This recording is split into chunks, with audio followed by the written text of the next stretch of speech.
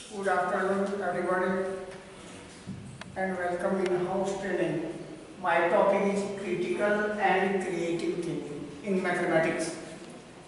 Critical ये word जो है, अगर डॉक्टर बोलता है कि पेशेंट क्रिटिकल स्थिति में, इसका मतलब है कि या तो वो गंभीर है या तो नाजुक स्थिति में, यानी बहुत ही सीरियस पोजीशन में चला गया है।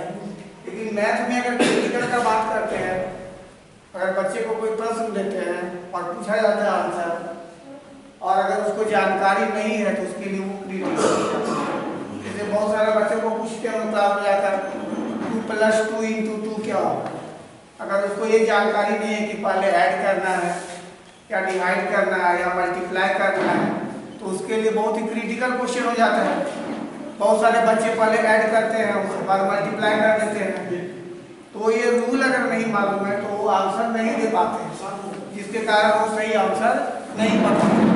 कोई भी वर्क को करने के पहले हमें ट्रेनिंग दी जाती है कि ये इस रूल से आपको ये काम करना है। यहाँ आने से पहले भी हम लोग को ट्रेनिंग दिया गया है। अगर अचानक किसी को बंदना में भेज दिया जाए तो उन्हें कुछ भी कराना संभव नहीं है। तो बच्चों को भी पढ़ाने से पहले हम लोग उस टॉपिक को बताते हैं, उसके बाद ही क्वेश्चन करते हैं ताकि वो सही आंसर दे सके। तो यहाँ पर क्रिटिकल का मतलब हो गया वैसे प्रश्न जो देखने में कठिन लगते हैं, अगर वो जानकारी उन्हें दे दिया जाए तो वो सहजता से उसका आंसर दे सकते हैं। यहाँ क्रिटिकल का मतलब है विकटपूर्ण, ना ही स्थिति गंभीर है और ना ही नाजुक है। जैसे एक वर्ड होता है सॉरी, अगर किसी से कोई गलती होता है सॉरी बोल देते हैं तो चलो कोई बात नहीं, अगर डॉक्टर सॉरी बोल दिया तो समझ जाए कि उसका लाइफ ही समाप्त हो गया। तो एक क्रिटिकल मैथ में ऐसा ही वर्ड है जो जिसको हम लोग सॉल्व करना बहुत ही मुश्किल हो जाता है। अब यहाँ का टॉपिक है हमारा what is critical and creative thinking. ये हमारा कंटेंट है जिसमें इसको आगे हम एक्सप्लेन करेंगे। फिर कुछ टिप्स है क्रिएटिविटी को इंप्रूव करने के लिए, फिर क्रिटिकल मेथड्स है, और फिर क्रिएटिव थिंकिंग का कुछ एग्जांपल्स हम लिए हुए इसको हम लोग एक्सप्लेन करेंगे। तो फर्स्ट टॉपिक है हमारा what is critical and creative thinking in mathematics. Math में क्रिटिकल और क्रिएटिव थिंकिंग क्या है। तो फर्स्ट क्या कर रहा है कि अगर हम कोई भी चीज को सोचते हैं तो हमारा जो एबिलिटी बढ़ता है, उसको काम करने के लिए या उसको सोचने के लिए या सॉल्व करने के लिए हमारा एबिलिटी बढ़ता है। उसका विश्लेषण हम सही तरीके से कर सकते हैं, उसका सॉल्यूशन अच्छी तरीके से कर सकते हैं, और नया नया आइडियाज भी आता है। जब हम कोई भी चीज को लेकर के सोचते हैं तो नया कॉन्सेप्ट, नया आइडिया जनरेट होता है हमारे दिमाग में, और एक ही मैथ को अलग अलग तरीके से हम लोग सॉल्व कर पाते हैं। और ये तभी संभव है जब हम लोग अपने दिमाग से सोच करके क्वेश्चन को बनाते हैं। एक तरीका बता दिया गया है और दूसरे तरीका को यूज तभी हम कर सकते हैं जब खुद से उसको हम सोचेंगे, तभी हमारा वो बनेगा। नेक्स्ट टॉपिक हमारा है उसके बाद tips to improve creativity. Creativity को बढ़ाने के लिए हमारा क्या टिप्स दिया गया है। तो कह रहा है कि learn something new every day. Every day हमें कुछ ना कुछ नया चीज जो है वो लर्न करना चाहिए, चाहे वो जिससे भी मिल पाए, बच्चा से ही मिले या छोटों से मिले, बड़ों से मिले, जिससे भी मिले, कुछ ना कुछ नया चीज सीखने का कोशिश। हर दिन सीखते ही हैं, हर पल हर दिन हम किसी ना किसी से कुछ ना कुछ सीखने को मिलता है। तो प्रतिदिन हमें कुछ ना कुछ सीखना चाहिए जिससे हमारा दिमाग जो है वो बढ़ते रहेगा। फिर क्या करें कि do mindful meditation for few minutes every day. Meditation का मतलब शांत नहीं रहना है, जो टॉपिक को सोचते हैं उसी के बारे में सोचना है। जब कोई वर्क हमको दिया जाता है देखते हैं हमारा नींद चैन सब गायब हो जाता है। कोई वर्क जब मिलता है दिन रात खाते सोते जगते उसी के बारे में हम लोग सोचते हैं, और सोचते सोचते लास्ट में उस निष्कर्ष तक पहुंच जाते हैं इसका समाधान हमारा क्या होने वाला है। तो यही कह रहा है इसमें कि do mindful meditation for few minutes every day. जो भी टॉपिक हमको दिया गया उसके बारे में सोचना है, सोचते सोचते जो उसका समाधान हम निकाल लेते हैं। थर्ड उसके बाद नेक्स्ट कह रहा है कि स्पेंड टाइम इन नेचर। अब हम लोग देखते हैं कि जब कोई टेंशन हमारे दिमाग में आ जाता है, कोई वर्क मिलता है, तो हम लोग क्या करते हैं, घूमना शुरू कर देते हैं, या किसी व्यक्ति के चेहरे से ही पता चल जाता है कि जरूर उसको कोई परेशानी है। परेशानी किसी भी तरह का हो सकता है, लेकिन अगर किसी पढ़ाई से रिलेटेड ही परेशानी है तो वो बार बार सोचते रहते हैं। जितने भी डॉक्टर, इंजीनियर या जितने भी साइंटिस्ट लोग हैं, तो हर समय वो कुछ ना कुछ सोचते रहते हैं, और इतने सोचते हैं कि उनको ये पता ही नहीं चलता हम क्या कर रहे हैं। सारा काम वो भूल जाते हैं। जितने भी साइंटिस्ट देख रहे हैं, मैथमेटिशियन देख रहे हैं, उनका बाल बिखरा हुआ रहता है, ना कंघी करने का फुर्सत है, ना नहाने का फुर्सत है। वो बार बार दिन रात उसी के बारे में सोचते रहते हैं। कभी कहीं ना कहीं भटकते हुए मिलते हैं। आप न्यूटन को देखे होंगे, वो भी सोचते सोचते ही अपना रूल को दिए हैं। तो सोचने का काम ही वो हर समय करते हैं, और ये सोच जो है वो कहीं गार्डन में घूम रहे हैं, और ज़्यादा टेंशन होता है तो नाखून चबाते रहते हैं, कुछ ना कुछ वो पेन से खेलते रहते हैं, कुछ ना कुछ वर्क उनके साथ होते रहता है। समझ में आ जाता है कि वो जरूर कोई गहरी चिंता में पड़े हुए हैं, जिसके कारण वो उस समाधान को पा सकते हैं, खोज सकते हैं। जैसे हमारे मैथमेटिशियन जिनका जन्मदिन मनाते हैं, रामानुजन, वो भी इसी तरह से सोचते रहते थे, और इतना सोचते थे कि अपना ही विषय में वो ठीक थे, बाकी विषय उनका गड़बड़ हो गया। नेक्स्ट क्या है, तो सोचने में क्या है कि हम कभी कभी जिस काम को सोचते हैं उसी काम को कर पाते हैं, और बाकी सारा वर्क हम भूल जाते हैं, समय पर नहीं कर पाते। तो जो भी चीज हमको मिला है उसमें हमको टाइम बिताना है, सोचना है। फिर क्या करना है, ट्राई टू पॉजिटिव थिंकिंग। अब जो भी सोच रहे हैं तो पहले सोचना चाहिए कि ये काम होगा और हम करके ही दिखाएंगे। हमेशा पॉजिटिव रहते हुए उसको सोचना है, तभी वो काम हम अच्छी तरह से कर सकते हैं। अगर सोचे कि नहीं ये हो सकता है, ये नहीं होगा, तो हम नहीं कर सकते। उसके बाद next, try to positive thinking. Next, remove all digital distracting to improve your focus. अपने पास से वैसे चीज़ों को हटा दीजिए, जितने भी डिजिटल है, मोबाइल है, टीवी है, जो भी इक्विपमेंट्स आपके पास है जो आपके ध्यान को भंग कर सकता है, उससे आप दूर रहिए, तभी आप सोच पाइएगा। अगर आप टेंशन में आप मोबाइल चला के बैठ जाइएगा तो फिर सोच आपका बदल जाएगा। तो जिस चीज़ को करने के लिए हम सोच रहे हैं वो एकांत में रह करके ही हम सोच सकते हैं, ना कि टीवी, मोबाइल, टेलीफोन से हम उसका काम कर सकते हैं। ये बहुत ही चुनौतीपूर्ण समस्या हो जाएगा। फिर क्या कर रहे हैं, next topic, make pro and con list to work through your ideas. जो भी आइडियाज है उसका एडवांटेज और डिसएडवांटेज दोनों का पहलुओं को हमको देखना चाहिए कि जो हम बनाने जा रहे हैं वो क्या सही है या क्या गलत है, और क्या हो सकता है, ये रूल फॉलो कर रहा है या नहीं कर रहा है। यहाँ मैक्सिमम बच्चों को देखते हैं मैथ में जो सॉल्व करता है, अब 2x + 2/4 है तो यहीं से 2 और 4 को काट दिया, बाकी उसको पता ही नहीं कि उसके नेक्स्ट वाला नंबर कटेगा या नहीं कटेगा, या प्लस में कटता है या माइनस में कटता है। कहीं से भी कोई भी नंबर न्यूमरेटर डिनोमिनेटर मिला, वो क्यों ना इक्वेशन हो या एक्सप्रेशन हो, काट देता है, जिसके कारण सही सॉल्यूशन उसका नहीं निकल पाता है। तो इस तरह का जानकारी अगर उसको नहीं है तो वो भी गलती कर पाता है। तो गलती से बचने के लिए उसको हमेशा प्रैक्टिस करना चाहिए, और उसमें क्या जो हम सॉल्व कर रहे हैं वो क्या सही है या गलत है, क्या एडवांटेज डिसएडवांटेज, इसको हम लोग प्रो और कॉन बोलते हैं। वो लिस्ट भी उसका तैयार करना चाहिए कि जो हम काम कर रहे हैं वो क्या सही है, क्या गलत है, उसका क्या पॉजिटिव निगेटिव होगा। Next, draw out your ideas to engage your brain in different ways. और अपने आइडियाज को लिखना है कि क्या क्या आइडिया आपके दिमाग में आ रहा है। कोई भी क्वेश्चन मिला है या कोई प्रॉब्लम आया है तो उसको सॉल्व करने के लिए क्या क्या आइडिया हो सकता है।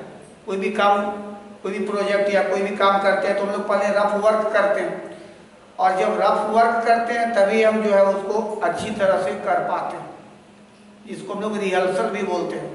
कोई भी काम को करने से पहले हम लोग एक बार घर में रिहर्सल कर लेते हैं कि ये काम हम कर सकते हैं या नहीं कर सकते हैं। तो उस आइडियाज को अपने डायरी में या कहीं पे भी पेज में नोट कीजिए ताकि हम उसको अच्छी तरह से उसको सॉल्व कर सकें। Change your daily routine to expand your thought process. अब देखे होंगे कि अगर हमारा एक अपना रूटीन होता है, लेकिन अगर कोई वर्क मिल जाता है कि ये काम आपको करना है तो सारा रूटीन गड़बड़ हो जाता है। नींद खत्म, भूख खत्म, पूरा दिमाग जो है उसी समय से टेंशन में आ जाता है, कल ये काम करना है तो अब कैसे हम करेंगे, और उसी समय से दिमाग में हमारा एक बात दौड़ने लगता है कि ये कल का वर्क मिला है, हमको पूरा करना है, और वो टेंशन के कारण ही सोचते सोचते जो है कहीं ना कहीं हम उस समाधान को ढूंढ लेते हैं और हमारा रूटीन बदल जाता है। जिस दिन ये वर्क मिल जाता है उस दिन का सारा रूटीन हमारा खाने का, सोने का, सारा रूटीन गड़बड़ हो जाता है और लगता है पूरा बेचैन हो गए हैं। यहाँ तक कि बीपी, हार्ट बीट सब बढ़ जाता है। जब काम हमारा कंप्लीट होता है तो फिर हम चैन की सांस लेते हैं। नेक्स्ट, उसके बाद टॉपिक क्या है हमारा, कुछ पजल्स दिया हुआ है जो क्रिटिकल हो सकता है। क्रिटिकल किसके लिए? जो ऐसे बच्चों के लिए जो कभी कभी पढ़ाई करता है या पढ़ाई से दूर भागता है, अचानक अगर उसको हम क्वेश्चन देते हैं तो उसके लिए ये क्रिटिकल थिंकिंग है, यानी उसके लिए विकट समस्या है। यहाँ नाजुक और गंभीर से मतलब नहीं है, वो सोचने लगता है, सोचते सोचते जो है कभी सही आंसर दे पाता है, कभी नहीं दे पाता है, सब अलग अलग अपना व्यूज दिखाता है। तो क्या है, क्वेश्चन पहला देखें तो फर्स्ट ये कुछ क्वेश्चन दिया हुआ है, जैसे 5 + 4। अब 5 और 4 को ऐड करने पर 45 तो कोई जन्म में आने वाला नहीं है, कहीं से कोई इसमें कंडीशन ही नहीं कि 5 और 4 को हम ऐड करेंगे तो 45 आएगा। उसी तरह से 7 और 6 को अगर ऐड करेंगे तो 91 कहीं से नहीं आने वाला है। 9 + 8 अगर ऐड करेंगे तो 153 कभी नहीं आएगा। 8 + 7 को ऐड करेंगे तो ये भी जो है, अगर बच्चा बोलेगा तुरंत बोलेगा 15 होगा सर, तो ये भी पॉसिबल नहीं है। कौन सा रूल फॉलो किया गया कि 5 और 4 को ऐड करने के बाद 45 लाया है? इस टाइप का बैंकिंग में, रेलवे में इस टाइप का क्वेश्चन रहता है। इसको रीजनिंग टाइप का क्वेश्चन कि क्या किया है, किसको किस में ऐड किया है, किससे मल्टीप्लाई किया है और जाकर वो सीरीज बनाया है। तो जैसे 5 + 4, अब हम देख रहे हैं कि 5 और 4 अगर ये दोनों को मल्टीप्लाई करते हैं, ये पहले ऐड कर देंगे तो कितना आ जाएगा? 9, और 9 को फिर 5 से अगर मल्टीप्लाई कर दे रहे हैं तो 45 आ जा रहा है। तो उसी तरह से दूसरा में दिमाग लगाते हैं, 6 और 7 को ऐड करेंगे तो 13 आ रहा है, 13 को 7 से मल्टीप्लाई करेंगे तो 91 आ रहा है। तो दो आंसर तो हम पा लिए। तीसरा में देखते हैं, 8 और 9 को ऐड करेंगे, क्या आ जा रहा है? 17 आ जा रहा है, और 17 को 9 से इंटू करेंगे तो 153 पे पहुंच रहे हैं। इसका मतलब है कि अगला का भी आंसर अब हम ढूंढ सकते हैं। तो इस तरह से दिमाग लगाने से हमारा क्वेश्चन सॉल्व हो जाता है। उसी तरह से 8 और 7 को ऐड करेंगे तो 15 और 15 को फिर मल्टीप्लाई कर देंगे तो 120 इसका आंसर पहुंच जाएगा। अगर बच्चे को बोलेगा तो सब अलग अलग दिमाग लगाएंगे और सही आंसर को पहुंचने के लिए कुछ ना कुछ लॉजिक उनको देना ही होगा। बिना लॉजिक का वो आंसर नहीं बता सकते हैं। अब आप बच्चे बोलेगा कि आप 5 और 4 9 कैसे कर दें, ये तो पॉसिबल है ही नहीं। तो यहाँ पर यही इसी को बोलते हैं हम लोग क्रिटिकल थिंकिंग, यानी किसको ऐड किया गया है, किसके साथ मल्टीप्लाई किया गया है, that is critical thinking. Next topic है हमारा, नेक्स्ट पजल्स को ध्यान से देखिए क्या कर रहा है। नेक्स्ट पजल्स, यहाँ पर कुछ फिगर दिया हुआ है, एक स्पेस का बना हुआ फिगर, एक हेलमेट है और एक रॉकेट है। अब यहाँ पर 3 स्पेस को ऐड करने पर 21 आ रहा है। तो ये तो समझ में आ रहा है कि इसको 3 पार्ट में डिवाइड करेंगे तो एक का वैल्यू पता चल जाएगा कि ये जो है हमारा स्पेस है वो 7 आ रहा है। अब स्पेस का वैल्यू पता चल गया तो उसके साथ हेलमेट ऐड किया हुआ है कि स्पेस में हेलमेट को अगर ऐड कर रहे हैं तो 11 आ रहा है। तो हेलमेट का वैल्यू भी हमको पता चल जा रहा है कि हेलमेट का जो है 11 में 7 को माइनस कर देंगे तो उसका भी वैल्यू पता चल गया। तो 11 का वैल्यू 4 आ गया हेलमेट का। अब यहाँ पर 7 और 4 ये दोनों का ऐड करेंगे तो इसका भी वैल्यू पता चल जाएगा, 7 और 4 11।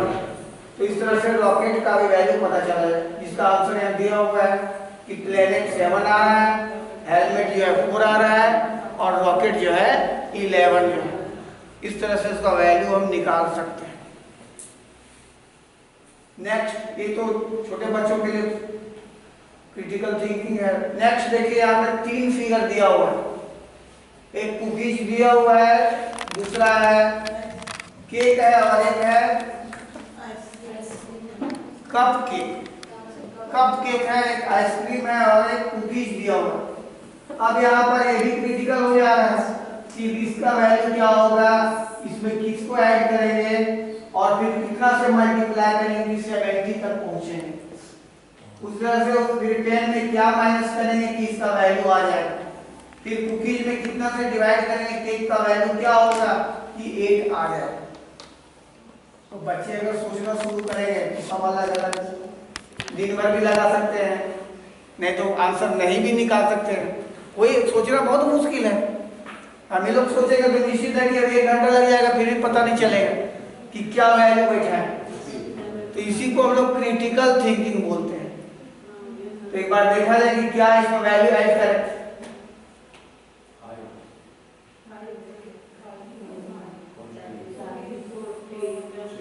अगर केक का वैल्यू 5 है, कप केक का 6 है और कुकीज का 40 है, बैक कीजिए तो एक बार देख लीजिए क्या आ जाएगा। इसको मल्टीप्लाई करेंगे तो 6 और 5 हो गया 30 और उसमें 40 को ऐड करेंगे तो ये हमारा इसका टोटल अमाउंट 70 आ जाएगा। अब बच्चे को ये भी जानकारी होना चाहिए कि पहले ऐड करना है कि पहले मल्टीप्लाई करना है, नहीं तो वो भी आंसर निकाल पाना बहुत मुश्किल हो जाएगा। नेक्स्ट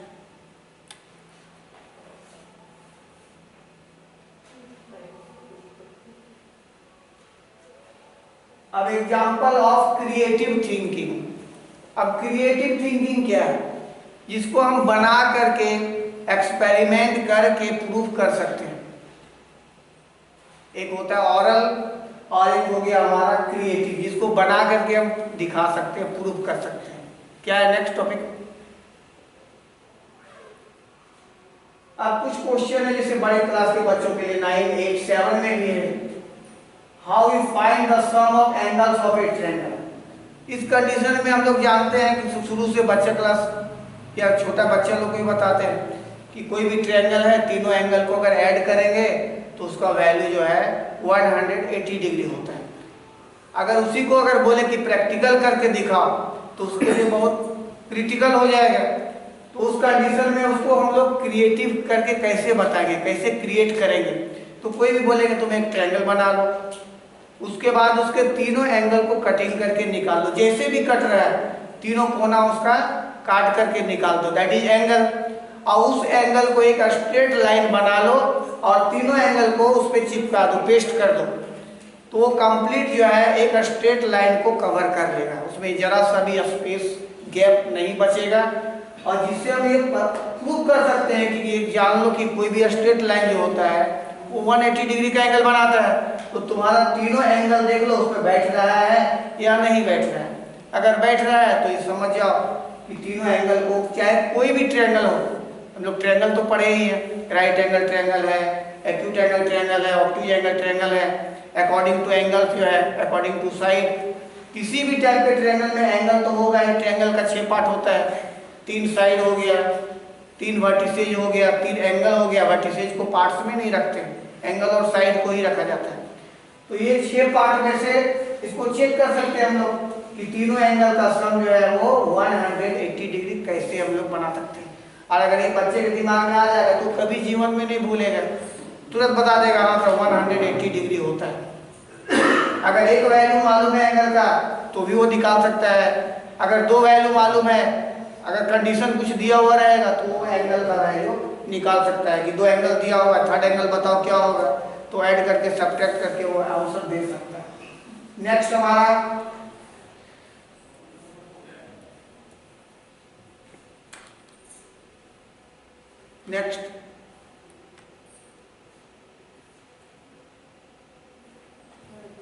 एक थ्योरम है हमारा पाइथागोरस थ्योरम, जो कि 7 क्लास से ही शुरू हो जाता है स्टेटमेंट पढ़ना। ये राइट एंगल ट्रायंगल जिसको हम लोग बोधायन थ्योरम के नाम से भी जानते हैं। ये हमारा जो थ्योरम है बोधायन, ये भारत का ही थ्योरम है, लेकिन अब ये इसको हम लोग पाइथागोरस के नाम से जानते हैं। तो यहाँ पर क्या कह रहा है कि इन्हें राइट एंगल ट्रायंगल, ये कंडीशन है कि राइट, जब भी ये रूल फॉलो होगा, ये थ्योरम फॉलो होगा तो उसके लिए ट्रायंगल राइट एंगल ट्रायंगल होना चाहिए, दूसरा ट्रायंगल में ये काम नहीं करेगा। तो कह रहा है इन्हें right angle triangle the square of hypotenuse hypotenuse is the greatest side and opposite to 90 degree. Then square of hypotenuse is equal to the sum of the square of other two sides. अब square का मतलब बच्चे लोग के दिमाग में यही है कि कोई भी नंबर पे पावर 2 लिख देना है स्क्वायर। तो स्क्वायर का मतलब हम लोग जैसे ज्योमेट्री में स्क्वायर का मतलब क्या होता है, जिसका लेंथ और ब्रेथ इक्वल होता है, वही स्क्वायर कहलाता है। तो यहाँ पर जो ट्रायंगल है राइट एंगल ट्रायंगल, इसमें 3 साइड दिया हुआ है और यहाँ पर उसका एक एंगल जो है आप देख रहे हैं यहाँ पे 90 डिग्री का एंगल बन रहा है। एक साइड एक परपेंडिकुलर हमारा हो गया एक बेस हो गया बी और एक हाइपोटेनस जिसको एच से डिनोट करते हैं। तो एच जो साइड है उसी साइड के स्क्वायर को हम क्रिएट करेंगे। स्क्वायर का मतलब जितना उसका लेंथ होगा उतना ही ब्रेथ होगा, दैट इज स्क्वायर। तो एक हो गया हमारा एच से, अगर हम लोग साइड लेंगे तो एच स्क्वायर हो गया। अगर साइड को ए लेंगे तो ए से एक स्क्वायर बनेगा, अगर साइड को बी लेंगे तो बी से एक स्क्वायर बनेगा। तो यहाँ 3 स्क्वायर बन रहा है। अब यहाँ दिखाना है कि दोनों छोटा स्क्वायर जो है उसको बड़ा के अंदर डाल देना है, अट जाना चाहिए। ये दोनों छोटा स्क्वायर जो है, एक जो जिसका साइड ए है और जिसका साइड बी है, ये पूरा जो है वो बड़ा वाला स्क्वायर में आ जाना चाहिए, तभी हमारा थ्योरम प्रूफ होगा, अदरवाइज प्रूफ नहीं होगा। तो इसके लिए हम लोग क्या किए, इस पे स्क्वायर बना के देखें कि इसमें जो हमारा 16 स्क्वायर बन रहा है। अगर साइड 4 है तो 4 लेंथ 4 ब्रेथ 4 4 जा 16, यानी 16 स्क्वायर इसमें बन रहा है। और दूसरे में हमारा जो स्मॉल साइड है इसको हम बेस कह सकते हैं, उसमें हमारा साइड 3 है तो 3 × 3 यानी 9 स्क्वायर उसके अंदर बन रहा है। तो यहाँ पे 16 स्क्वायर बना, यहाँ 9 स्क्वायर बना। अब उधर हमारा साइड 5 है तो 5/5 का एक स्क्वायर बनाएं जिसके अंदर 25 स्क्वायर बन रहे हैं। तो ये दोनों स्क्वायर को ऐड करने पर हम देख रहे हैं कि ये कंप्लीट उसके अंदर आ जा रहे हैं। 16 + 9 दैट इज 25। तो इस तरह से हम बच्चों को बता सकते हैं कि ये पाइथागोरस का जो स्टेटमेंट है कि in a right angle triangle square of hypotenuse is equal to sum of the square of other two sides, ये प्रूफ हो जाता है। यानी सारा इसका जितना है दोनों पार्ट का एरिया वो बड़े वाले एरिया को कवर कर लेता है। अब कोई भी ऑब्जेक्ट का एरिया जो है और एक होता है उसका वॉल्यूम, तो कोई भी जैसे कभी कभी क्वेश्चन आ जाता है कि एक मान लो आपको लौकी दे दिए और उसको टुकड़ा टुकड़ा काट दिए, तो बताओ कि उसका एरिया बढ़ेगा या घटेगा। तो उस कंडीशन में एक बुक ही आपके पास है, उसके सारा पेज को एक करके निकाल लीजिए, तो क्या होगा, निश्चित है कि एक बुक जो एक जगह रखा हुआ है अगर सारा पेज फाड़ देंगे पूरा रूम में हम फैला सकते हैं। तो इस कंडीशन से उसका एरिया तो बढ़ ही रहा है। तो कोई भी चीज को सेपरेट कर देने से, अलग अलग पार्ट कर देने से उसका एरिया बढ़ता है। तो इस कंडीशन में हम यहाँ बता सकते हैं कि ये दोनों का एरिया जो उसको कवर कर रहा है। इसका मतलब है कि हमारा हाइपोटेनस जो है वो ग्रेटेस्ट साइड है और अदर टू साइड के स्क्वायर के सम के इक्वल है और उसके एरिया को भी वो कवर कर रहा है। इस रूल से बहुत सारा क्वेश्चन भी हम लोग बनाते हैं। अब यहाँ फॉर्मूला भी लिखा हुआ है कि h² = a² + b²। अब बोलेंगे h का वैल्यू क्या होगा, तो उस कंडीशन में रूट डालना पड़ता है। स्क्वायर रूट जब तक नहीं लगाएंगे तो हाइपोटेनस का वैल्यू भी नहीं निकलेगा। अगर कोई भी दो साइड दिया हुआ है, अगर हाइपोटेनस निकालना है तो ऐड करना होगा, रूट निकालना होगा। अगर परपेंडिकुलर या बेस निकालना है तो सब्ट्रैक्ट करना होगा। उस कंडीशन में हाइपोटेनस में माइनस करना होगा, h² - b² या h² - b² करके रूट निकालेंगे, तभी इसका वैल्यू निकल पाएगा। नेक्स्ट, अब यहाँ पर हमारा अलजेब्रिक आइडेंटिटी, ये हम लोग बच्चे को फॉर्मूला पढ़ाते हैं इसमें कि बताओ a + b होल स्क्वायर, तो इंटू कर दे, a + b को a + b से इंटू करो, तुम्हारा फॉर्मूला आ जाएगा a² + 2ab + b²। उसको भी और अलग कर देते हैं तो दूसरा एक फॉर्मूला और आ जाता है, एक स्टेप और। ये हमारा फॉर्मूला आ जाता है कि a + b को a + b से मल्टीप्लाई करेंगे तो हमारा a² आएगा। a² का मतलब एक स्क्वायर बनेगा जिसका साइड हमारा a होगा। फिर का a और b, यानी a अलग है b अलग है, इसका मतलब क्या बनेगा, एक रेक्टेंगल बनेगा। फिर एक रेक्टेंगल बनेगा जिसका साइड a और b होगा, और फिर एक स्क्वायर बनेगा जिसका साइड b होगा। जिसको हम लोग यहाँ पर कट पेस्ट करके बच्चे लोग को बताते हुए कि लैब मैनुअल में इस तरह से बनाया जाता है कि एक स्क्वायर है, a square is the square whose side is a, AB is a rectangle whose length and breadth is different, A and B. Next, AB is a other rectangle and B square is a square whose side is B, and we combine all the shapes A square, AB and B square. Then the total side A plus B, from all sides we find their sides is A plus B. Then we write A plus B is a square. A plus B is a square. Square का मतलब है कहीं से भी आप देखिए उसका length और ब्रेथ इक्वल होना चाहिए। इधर से भी इसका A plus B आ रहा है, उधर भी A plus B है, इधर भी A plus B है, बॉटम में भी A plus B है, तो इस तरह से एक स्क्वायर बन रहा है।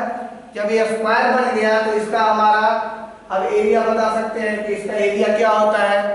तो साइड इंटू साइड, साइड क्या है तो A प्लस बी, तो A प्लस बी को A प्लस बी से इंटू करेंगे तो A plus B whole square आएगा।